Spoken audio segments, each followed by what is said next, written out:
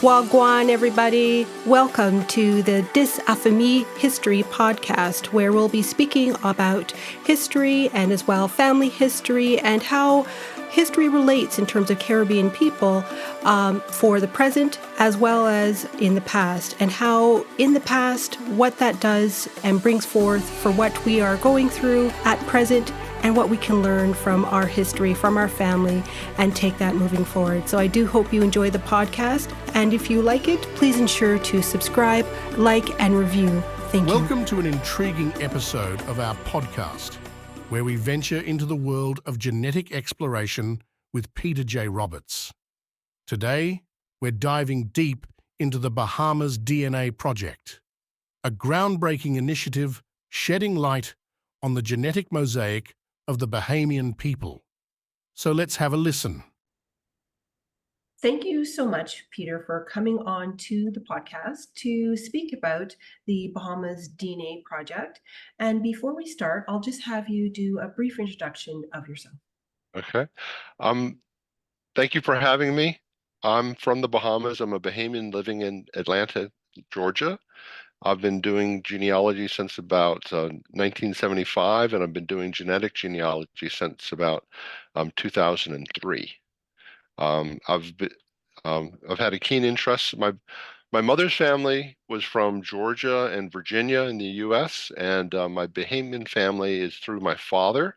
All of his known ancestry is from the Bahamas. I knew very little about my Bahamian ancestry, and that's part of the reason why I got interested in trying to use DNA to learn more information. No, thank you so much for that. And I guess we'll start off with what was your why to further delve? You kind of mentioned that you didn't know much of your Bahamian side, but, if you can just give us a little bit more as to why you delved into creating this whole Bahamas DNA project. Um, I was first interested in my Roberts line, my direct male line, and my great aunt had said that all the Robertses in the Bahamas were one family, except ours. We were not related to the other Bahamian Robertses, and I thought that was ridiculous. I thought we were probably one family, and DNA testing became available, Y chromosome testing, which looks at the direct male line, and I was able to discover that there are actually two Roberts families in the Bahamas. We've tested about 22 different Roberts lines that don't connect on paper, and they cluster into two different groups. They're unrelated Roberts families in the Bahamas, those two groups, but they all share a common. There's two Robertses that are the progenitor for these two Roberts lines, all these different Roberts lines in the Bahamas. Wow, isn't that just so interesting to know that one name and you think it would be all under one family, but it's actually two different, which is fascinating. And so for how long have you been researching your family history, and how did the DNA part complement the paper research? I started the DNA part in 2003 by just looking at Roberts, and then there was a fellow that had done research on the Shetland Islands, and he started a DNA project for that. And that encouraged me to do a Bahamas DNA project. And it's probably the second DNA geographic project in the world. And there was a lady in charge of the early genetic genealogy forum. She encouraged me to do mitochondrial DNA testing, which has proved quite valuable also. So it's been quite a journey.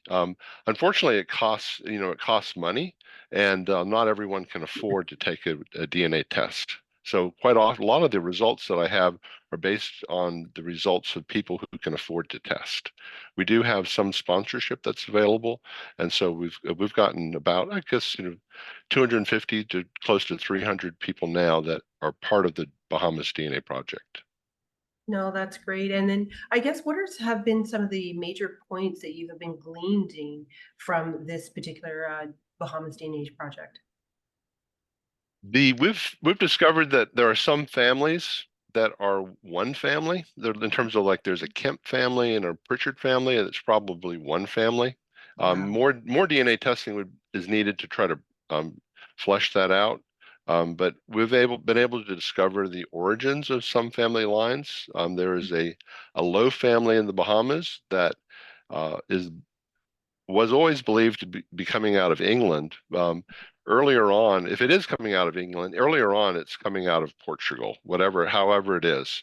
And that is one of the few families in the Bahamas that believes that they trace back to a pirate. And so they've got an unbroken genealogy supposedly that goes back to a pirate, and looks like it's Portuguese and probably of Ashkenazi origin. So it's really quite interesting. And we're also looking for a Low. This is the Low family, and we're looking for a Low from Barbados to take a Y chromosome test, and that would be a free test in order to confirm this family story of the Low pirate. Coming that was The family line originally came from Barbados, so we need a Low from Barbados, Lowe. Wow, that's just, as I said, this is what DNA does. It just brings out a whole bunch of different things and kind of helps to connect the dots. But I guess before we go any further, because you mentioned a couple of terms that that are mentioned here that we may probably need some defining of. So, would you be able to define in terms of what is Y chromosome testing? It's a type of DNA that is passed virtually unchanged from father to son. So virtually unchanged is that the Y-DNA of a father and a son is going to be, in most cases, going to be exact, identical.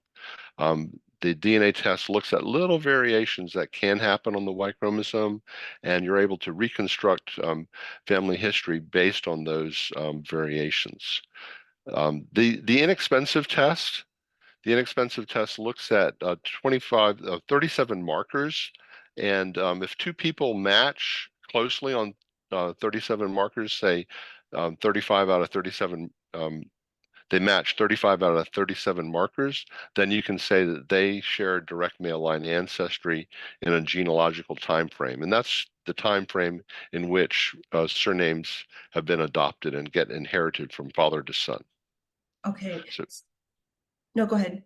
And we also look at mitochondrial DNA, and Yeah. that is the DNA that is passed virtually unchanged from a mother to her children.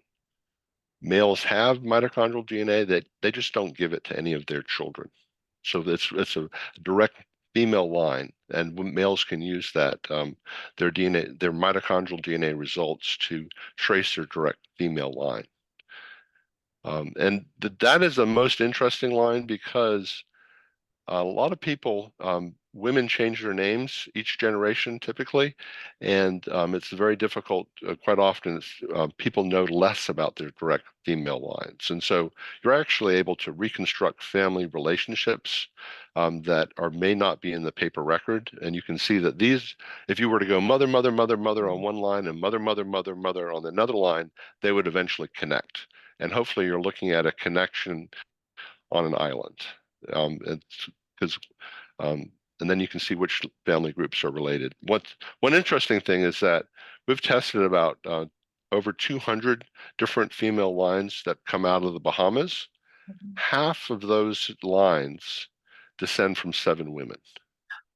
Wow, So seven. so 7 women who lived in the late 1600s or the early 1700s. Those 7 women are the matriarch for uh, half of the white Bahamian population. That's not the case. There's a lot more diversity amongst them, uh, Bahamians of African descent on the direct female line. No, I mean that this is just fascinating to know that you can trace on the Y chromosome, which is the male line only, and on the mitochondrial DNA line, which is going to be mother, but mother provides that to both of her children, both male Yeah. and female, right? So, Yes. Now, a lot of people that hear about genetic genealogy and DNA testing for genealogy, what's very common is the autosomal test, like an ancestry DNA test. That's a very common. Also, like 23andMe. mhm. That is most useful in the last 5 generations or so. Okay. So if you're looking at, what are my origins? Where am I coming from? Um, on which lines are those origins? Then you want to do mitochondrial testing of yourself or of specific cousins. But when you take an autosomal test, it's very difficult to actually determine, well, here I have some African ancestry or some European ancestry. Which of those ancestries was that? Quite often it's quite difficult to nail down which ancestors are associated with um, that type of DNA with the origin from different continents. Yeah, no, no, no. I know that I know for myself personally and my brother, we are doing in terms of autosomal testing, and that's mostly for health reasons Hmm. to determine what are, I guess, the predispositions of some of these health issues and what is coming in the family. And I'm glad that you mentioned you only go back a certain amount in terms of 5 generations. Um, It can go back further, but that's where you start seeing ancestry dropping off. Some, yes. you may not have any autosomal DNA from a seventh great grandparent. Exactly. And we won't go into that because that's another whole nother show For sure. to talk Yeah. about how markers or certain aspects of the DNA gets transferred and muted to the next generation. So you're right, nothing necessarily will be seen from, let's say, an eighth or a seventh generation into present day. So, and again, this is going again to the back is to how potentially how far back does the testing in terms of with Y and mitochondrial DNA can go back into history? As an example, ancient ancestry. Yeah, for sure. Y-DNA goes back 200, about 234,000 years. That is when the common ancestor on the direct male line for all humanity is believed to have lived. And then for mitochondrial DNA, it's about 155,000 years ago. So if you were looked at your mother's mother's mother's mother, we all unite to a matriarch that lived about 155,000 years ago. Both of them lived in Africa, and there were men that lived at the same time. They call him patriarch. They call him Y chromosome Adam for Okay. uh, for fun in a sense, but there were men that lived before him. There were men that lived at the other men that lived at the same time, but he's the only one that had at least two sons who had sons who had sons who had sons to the present day. And similarly for the mitochondrial DNA, she is the one woman that had at least two daughters who had daughters who had daughters to the present day. Wow. Again, just amazing. Would you say that there would be an increased variation of European DNA in the Bahamas based on your project? Not particularly. The one of the things that is kind of interesting is that we've got Bahamians of mostly European descent who have a African Y chromosome, and we have Bahamians of mostly European descent that have an African mitochondrial DNA. Wow. And then there have been some people that have that didn't. There's one particular fellow. He was mostly of African descent from the U.S. He was a Pindar. He didn't realize that he was connected to the Pindars of the Bahamas, and that through Y-DNA testing, he connected with the Bahamian Pindars that come out of England. And Okay. so for his, I mean, he is of mostly African descent, but he Mhm. had always assumed that his direct male line was also African, and but Yes. that was not the case. If you look at, they've done DNA studies in the London area, and they've done DNA studies in the U.S. looking at people of mostly like West Indian descent Mhm. in England, and there is a high percentage of European Y chromosomes. That is not of the Bahamians that have tested so far. It's not very clear. There's a lot of the Bahamians males that take a Y chromosome test is coming back African if they're of mostly African descent. But there's actually a lot more Bahamians of European descent that have DNA tested because they've got the leisure time and the interest to do the DNA testing. No, again, just amazing as to what this whole world opens up of DNA. So, would you say that the Bahamas DNA project provides a snapshot of how African DNA has expanded not only in the Caribbean but outside of the area, and additionally, where from the African Yeah. continent that we're from? The way I kind of visualize it is that Mhm. you're looking at a keyhole in terms of the African diaspora, if you're focusing on, where where are Bahamians coming from in Africa, Hmm. you're looking at a keyhole, so you're not getting the full picture. It's only a small portion of that African diaspora, and of the it's mostly actually coming from, as you know, the historical documents, West Africa. There is some Central Africa, but for the Bahamas DNA project, a lot of the DNA is coming from the Cameroon, Ghana, little bit Nigeria. I've got the so Ghana, Nigeria, the Cameroon. That's for the chromosome, and Okay. then for the mitochondrial DNA, it's mostly Guinea-Bissau, Cameroon, Sierra Leone, and Gabon. Wow, that's amazing. So that's primarily for the mitochondrial DNA is kind of slightly different in terms of where Hmm. it's coming from Yeah. the continent. Wow. And that could just be chance, Yes. however that's happening in terms of the descendants that are living today on the direct female line. It's just could be partly chance. Hmm. Now, with I know you mentioned some of the ethnicities, but what has from the Bahamas DNA project, what has been some of the major ethnicities that have come through and shown through this DNA project?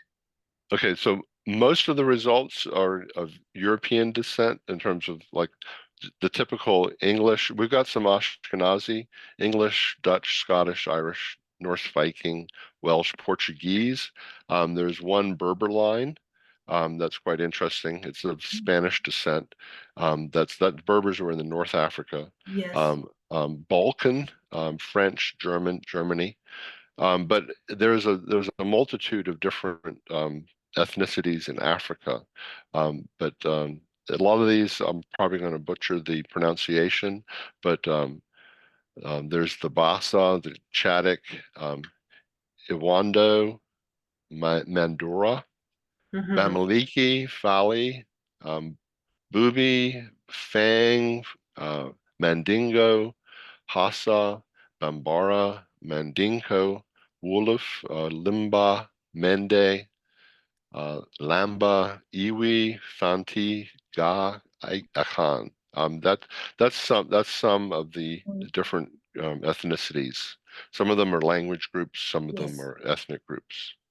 No, because I mean the Bahamas is about 100 different islands, so Yeah. just to know that this has so much a rich diversity of ethnicities is just amazing. And And most of those are coming out of New Providence Island, where mhm, Nassau is located. yeah. But there's most of the DNA, most of the people that have tested are coming from three islands Oh, of the 100 or so. yeah. These are the three most populated islands. So you're Mhm. looking at Abaco, Eleuthera, and New Providence. Most Wow. people are from. And I'm hoping to, I've recently retired, and I'm hoping to focus on getting some DNA testing done on some of the southern islands, which are underrepresented Hmm. in the Yeah. project. I know for myself, I visited I think it was San Salvador. It's one of the more eastern Hmm. islands. Hmm. And not so much as populated, but wow, just amazing. Because I know they have a statue or a monument for when Columbus first Hmm. arrived on the island in 1492. So, Yeah. that's what I One mentioned.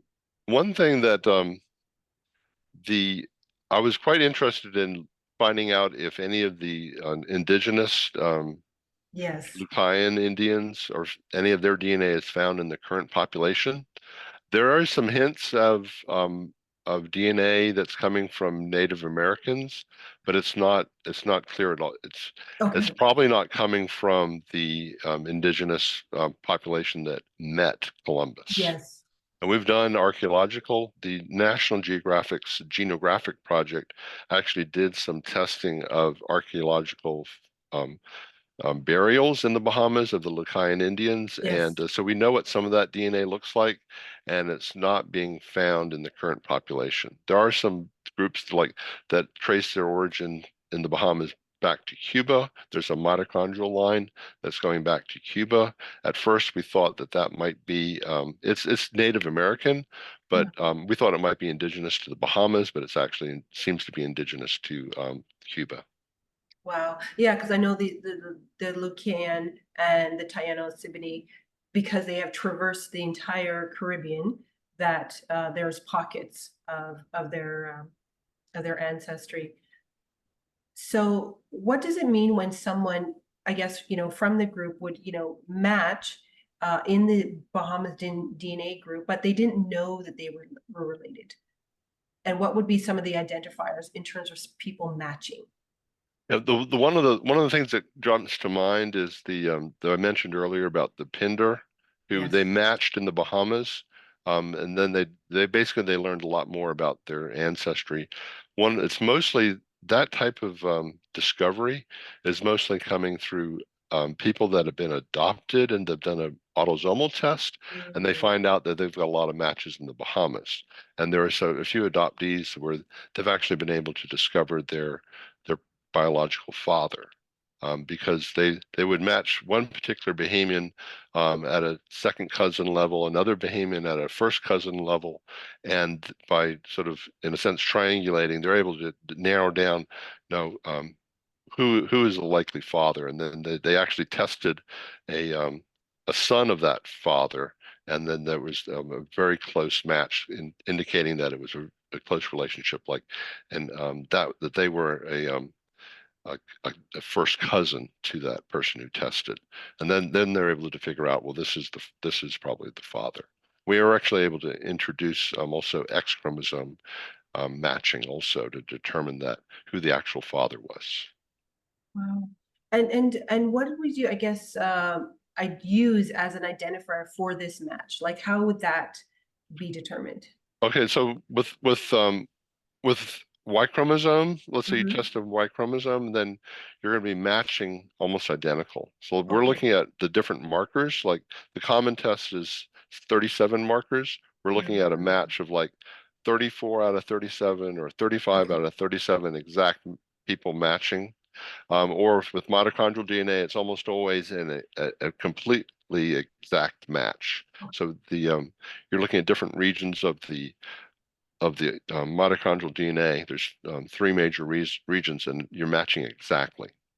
And so when then you know that you've got the direct female line. When you've got a couple of differences on the mitochondrial DNA, Mhm. the common ancestor might live 20,000 years ago. Or 10,000 years ago.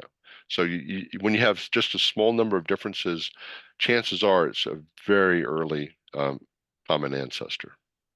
Wow. Amazing.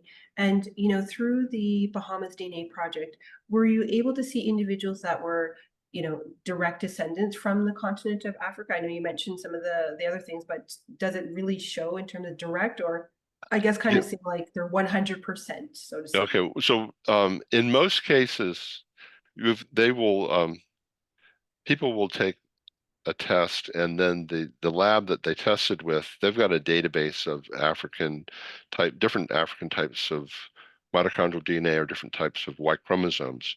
So you're Mhm. matching with them. Okay, so most common is that you'll match at more than one ethnic group. That particular type of Y chromosome or that particular type of mitochondrial DNA is being found among different ethnic groups. What was interesting in the case of my sister-in-law's father's direct female line is that she met he matched a bunch of different ethnic groups, but they all centered around a the Giba River in Guinea-Bissau. So there's a major river in Guinea-Bissau, and they're matching about seven different ethnic groups that live on that particular river. So that mitochondrial DNA is probably coming from that river. And that doesn't exist in the paper record, but Yes. that's something that can show it's possible for DNA matching with ethnic groups in Africa to pinpoint an area of origin. Unfortunately, that's not it's more likely that you're going to just match a bunch of different ethnic groups, and they don't have the one might be lit might they're different parts of West Africa, and some might actually be in Central Africa. Yeah.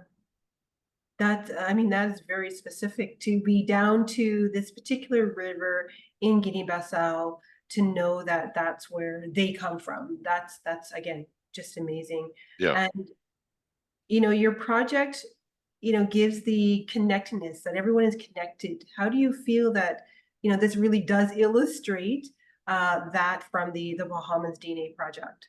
Okay, so we are all cousins. Some of Mhm. us left Africa more recently than others. Mhm. We all come out of Africa. One of the things that is to try to visualize that, to um, Yeah. recreate that in your mind. If you imagine that the world's population is a deck of playing cards, 52 cards, if you take 7 cards out of the deck, those 7 cards represent the people that left Africa and populated the rest of the world. So in Asia, Europe, the Americas, there's very little genetic diversity, relatively little genetic diversity. In in Africa, there is immense genetic diversity. But we all come out of Africa. They we started to leave Africa about 90,000 years ago. Mhm. Wow, amazing. And would you have, I mean, we can continue talking for this for hours, but we don't have hours. So just, I guess, your final thoughts in terms of how you would like to lead the audience in terms of with, let's say, looking at your DNA, what you can be able to expect, or, will it match with what you've uncovered through your, paper trail type of thing? Like what kind of advice you can give to the listeners? It's going to be easiest to take the common tests like an autosomal test offered by Ancestry DNA or 23andMe. I would encourage people that are interested in learning more to take a Y chromosome test and a mitochondrial DNA test. And those are being offered by Family Tree DNA, which was the one of the earliest labs to do DNA testing for the public. I hope more people from the West Indies will do a DNA test. I hope there are some countries that don't have a project, and so I hope that somebody will come step up and start a project to encourage people from that island to do some DNA testing. Um, there's a lot of free information out there. A lot of there's I helped create a database for mitochondrial DNA and Y chromosome DNA called MitoY DNA. Yes. And that's a free site where you can upload your mitochondrial DNA and your Y DNA, and you can compare with different labs. So Mm. it doesn't matter which lab you tested with, you can compare those Y chromosomes or the mitochondrial DNA. And there's also a free database for an autosomal testing called GEDmatch. Oh, Um, yes. and then if there's a free genealogy site, it's a one world tree for the world called WikiTree. And Yes. I'm wearing a WikiTree shirt right now. It's a free site. It automatically associates your DNA with your ancestry. And so if you have your ancestry in WikiTree, then if you say what DNA information what DNA tests you've taken, it automatically associates that DNA with the ancestry. And you can compare people in the genealogy database, you can compare their DNA because it interfaces with the testing lab, the databases at GEDmatch and also at MitoY DNA. So that's a lot of free information, and that what I love doing is helping people. And Mhm. so if you reach out to the Bahamas DNA Project, I love answering questions. No, perfect. I will definitely link those in the show notes so people can see those links and your contact information. Because as with most people that do their family history or genealogy, you know, definitely the assistance, the help, the community of it is to be able to help anybody else as to where they are at whatever step or block that they may be at. So, Peter, I just want to thank you so much for coming on and speaking about this project. I think it's just quite fascinating, and what you're, further revealing in a kind of like a global scale is that we all are connected. As you said, we're all cousins. So and of course, that variation coming from the continent of Africa. further expanding throughout the world. So thank you so much. Thank you so much for having me. I deeply appreciate it. Not a problem. Hoped you enjoyed this episode, and if you did, please make sure to like, follow, subscribe, and write a review for the episode wherever you listen to your podcasts. Thank you.